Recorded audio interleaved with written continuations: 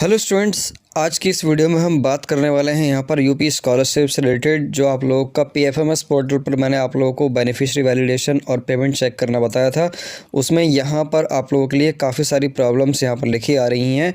जैसे कि यहाँ पर लिखा आ रहा है अप्रूव्ड बाय एजेंसी, लेकिन अभी तक इन लोगों के खाते में नहीं पहुँचा है पैसा। उसके बाद कुछ स्टूडेंट्स का यहाँ पर लिखा हुआ आ रहा है beneficiary does not belong to provide beneficiary type.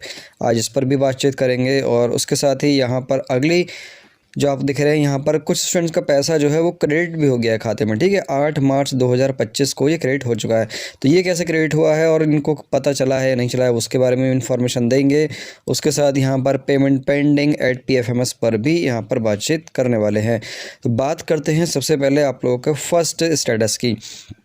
तो फर्स्ट स्टेटस आप लोग देख रहे हैं यहाँ पर लिखा हुआ है अप्रूव्ड बाय एजेंसी 10 मार्च 2025 और यहाँ पर लिखा है ट्रेजरी साइन, यानी कि इस स्टूडेंट्स का जो पैसा है ये 9,510 रुपये जो आप लोगों को दिखाई दे रहे हैं ये बैंक खाते की तरफ भेज दिया गया है। लेकिन अभी तक बैंक वालों ने इसके खाते में मतलब क्रेडिट नहीं किए हैं। ठीक है, तो जैसे ही इसके खाते में आप मतलब क्रेडिट हो जाएंगे तो जैसे यहाँ पर अभी लिखा आ रहा है, देखो आप लोगों के लिए यहाँ पर ये क्रेडिट का ऑप्शन लिखा हुआ आ रहा है।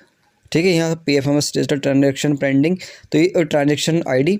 तो ऐसे ही जब आप लोगों के खाते में क्रेडिट हो जाएगा तो यहाँ पर लिखा हुआ आएगा इस स्टूडेंट का पैसा क्रेडिट हो चुका है, लेकिन इस स्टूडेंट का पैसा अभी तक क्रेडिट नहीं हुआ है। ठीक है, तो यहाँ पर ये अप्रूव होने में कितना टाइम लगता है उस पर बात करते हैं। देखो यहाँ पर जैसे कि अगला आप देखें स्टेटस, तो यहाँ पर ये है, यहाँ पर लिखा हुआ है अप्रूव बाय एजेंसी 10 मार्च 2025 और 4 मार्च को इनका वैलिड हुआ। ठीक है, 6 दिन का अंतर ये रहा और 10 मार्च को इनका अप्रूव हो चुका था पैसा अप्रूव होने के बाद यहाँ पर आप लोग देखें कि जैसे यहाँ 3 मार्च का अंतर और यहाँ 7 मार्च का अंतर है।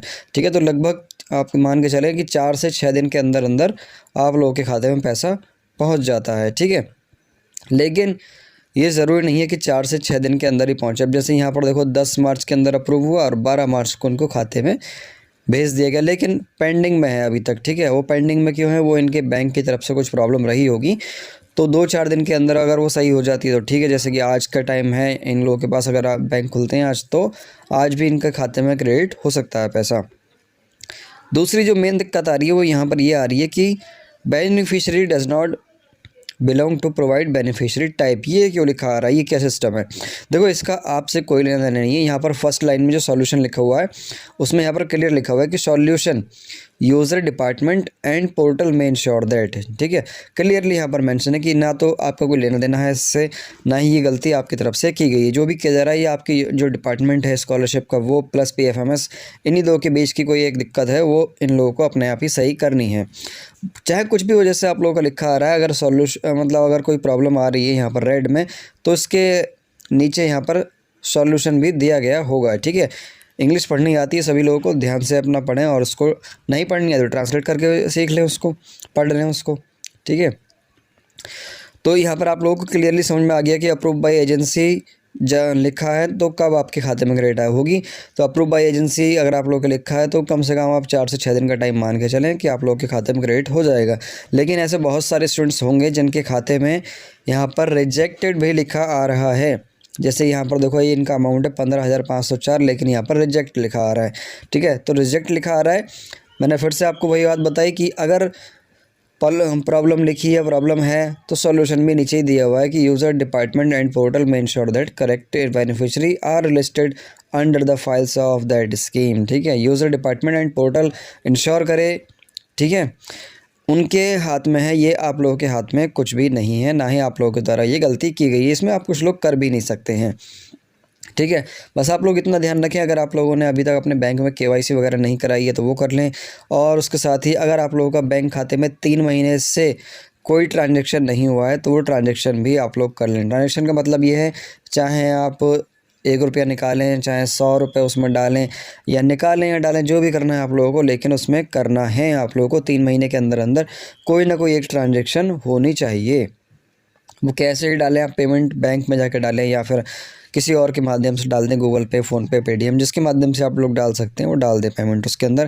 ट्रांजैक्शन से मतलब है, उन्हें यह मतलब नहीं है कि आप कहाँ जाके पैसे डाल रहे हैं।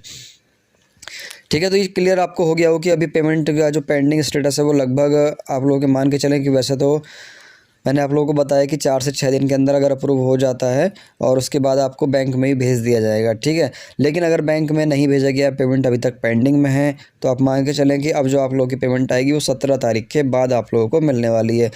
15 तारीख में भी बैंक जो है वो खोले जा सकते हैं, तो 15 तारीख में अगर बैंक खुलते हैं तो आप लोगों को 15 में भी रिसीव हो सकती है, वरना 100% पॉसिबिलिटी कि 17 से 22 तारीख तक, ठीक है।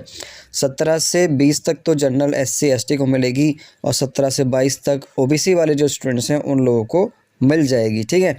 तो ये थी छोटी सी इन्फॉर्मेशन, आई होप आप लोगों को समझ में आई होगी। ऐसे ही और इन्फॉर्मेशन के लिए हमारे साथ जुड़े रहें। चलिए फिर मिलते हैं नेक्स्ट किसी इन्फॉर्मेटिव वीडियो में।